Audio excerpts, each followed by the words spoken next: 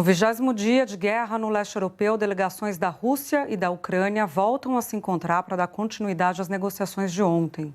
Autoridades ucranianas anunciaram há pouco que esperam abrir ao menos 9 corredores humanitários hoje. Enquanto isso, o cerco russo avança pelo país. Novos ataques foram registrados nesta madrugada na capital Kiev. Vamos para a Europa falar com a Cecília Malan, que tem todos os detalhes para a gente. Cecília, bom dia. Bom dia, Júlia. Bom dia a todos. Vamos começar falando hoje sobre Kherson, que já foi tomada pelos russos. A informação foi confirmada pelo Ministério da Defesa russa agora há pouco. O governo britânico alerta que os russos estão planejando uma espécie de referendo em Kherson para tentar fingir uma legitimidade na região, mas os moradores seguem protestando contra a presença das tropas russas. Boa parte da cobertura da imprensa internacional se concentra nos bombardeios russos contra grandes cidades ucranianas como Kiev, Kharkiv e Mariupol, mas inúmeras cidades menores que ficam no caminho do avanço russo estão sendo arrasadas, como Volnovakha, Irpin e Zitomir. São imagens de destruição e morte que simplesmente não estão chegando à população russa, que só tem acesso ao discurso oficial do Kremlin, que se recusa a chamar a guerra de guerra e insiste que não mira em alvos civis. Os ataques russos se aproximam cada vez mais do centro da capital. Áreas residenciais de um subúrbio foram atacadas bem cedo hoje, com sirenes alertando moradores ao perigo instantes antes. Pelo menos 2 pessoas morreram e 35 foram resgatadas. Uma estação de metrô também foi atingida, mas os trens ainda estão funcionando. Hoje, como você disse, Rússia e Ucrânia retomam as conversas depois de uma pausa técnica ontem. Num encontro por videoconferência, a Ucrânia tentou negociar a retirada russa, garantias de segurança e principalmente um cessar-fogo imediato. O governo ucraniano deixou claro que não conversaria sobre a futura relação com a Rússia antes de uma trégua, antes do fim dos bombardeios. O presidente Volodymyr Zelensky disse ter sido informado de avanços importantes, mas que tinha que esperar para ver. Agora há pouco, os primeiros ministros da República Tcheca, da Polônia e da Eslovênia anunciaram que vão viajar ainda hoje para Kiev. Eles vão se encontrar com Zelensky como representantes dos líderes da União Europeia e devem repetir o apoio do bloco à soberania e à independência da Ucrânia. Outros encontros também estão previstos para essa terça-feira. O primeiro-ministro alemão Olaf Scholz recebe em Berlim o rei Abdullah da Jordânia para conversar sobre o conflito e o ministro das Relações Exteriores da Rússia se encontra com o chanceler iraniano em Moscou para falar sobre as negociações do programa nuclear do Irã e, claro, a guerra na Ucrânia. A expectativa continua hoje para a retomada de corredores humanitários. Júlia, a Ucrânia espera abrir 9 rotas seguras para que civis possam sair do país. Voluntários também tentarão entregar suprimentos humanitários no porto de Mariupol, que está sob constante bombardeio há mais de 11 dias. Ontem, Moscou permitiu que o primeiro comboio escapasse. Nas primeiras 2 horas de abertura das rotas, cerca de 160 carros saíram. Vamos ver como foi o 19º dia de guerra na reportagem de Pedro Vedova. A Rússia ainda está a quilômetros do centro de Kiev, mas os mísseis já dobram a esquina. Esse senhor descobriu que não existe mais passeio tranquilo. O outro já não vive em paz.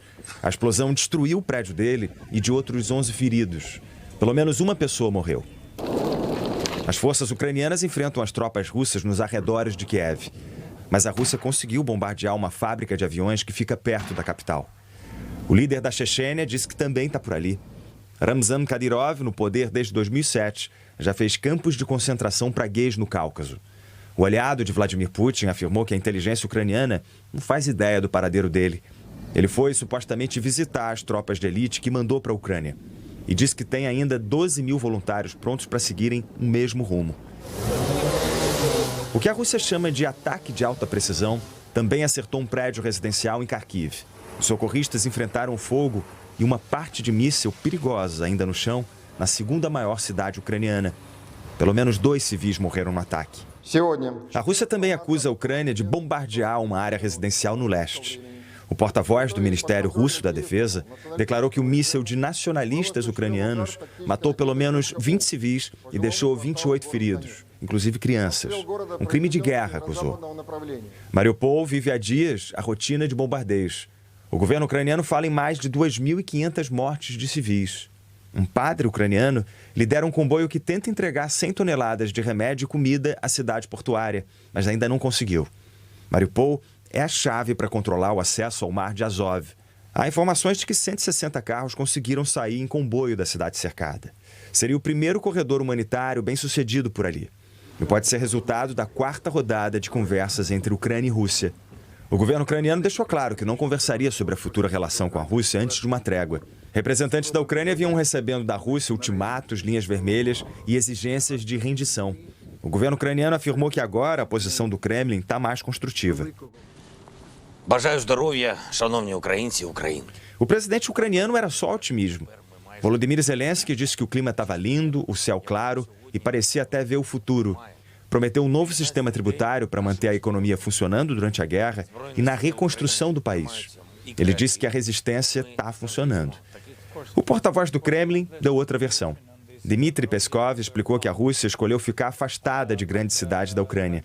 Ele disse que foi uma ordem do presidente russo para evitar baixa de civis, porque nacionalistas ucranianos instalam armamentos no meio da população.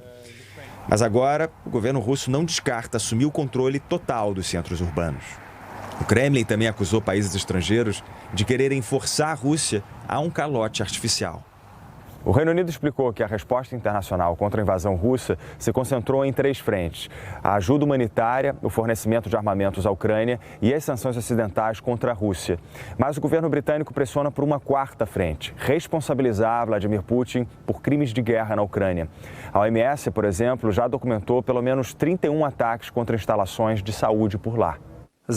O chefe da diplomacia da Ucrânia cobrou mais sanções ocidentais e um boicote às multinacionais que continuem abertas na Rússia. Dmytro Kuleba declarou que a Ucrânia luta com sucesso, mas precisa de ajuda militar para evitar uma 3ª guerra mundial.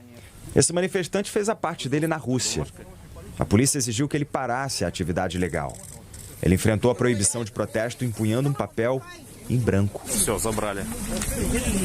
O cartaz dessa jornalista pedia com todas as letras para parar a guerra, não acreditar na propaganda russa. Maria Ovsyannikova ousou usar a palavra proibida na Rússia, um dos canais mais populares do país. A filha de ucraniano pode ficar até 15 anos presa, mas arriscou tudo naqueles 5 segundos de mensagem.